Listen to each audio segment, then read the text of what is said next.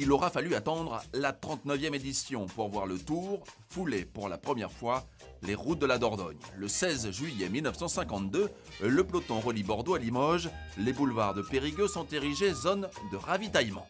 C'était au temps où les coureurs étaient surnommés les forçats des routes, car c'était au temps où le parcours était parfois proche du gymkhana.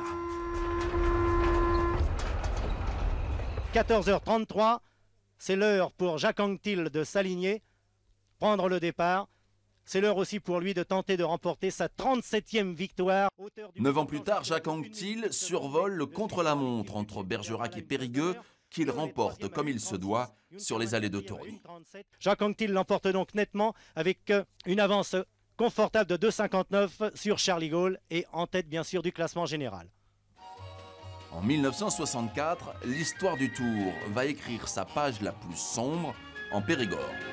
Tout à coup, alors que la course approche de Port-de-Couze, vers le 100e kilomètre, une ambulance remonte la caravane. L'alerte a été donnée de la catastrophe qui vient d'avoir lieu à l'avant de la course. Ici, près de Lalande, un camion-citerne de ravitaillement sort de la route et fauche des spectateurs. Le bilan officiel transmis par la préfecture de la Dordogne s'établissait ainsi. Il y a quelques instants, 8 tués dont 2 hommes, 3 femmes. Cette 8e étape sur les routes sinueuses du Périgord. Les 30 ans qui suivront ne verront que 5 Tours de France passés en Dordogne. Les efforts de Luc Leblanc ne sont pas couronnés de succès. En 1994, le peloton a bien changé, la télévision aussi. Trélissac est ville d'arrivée.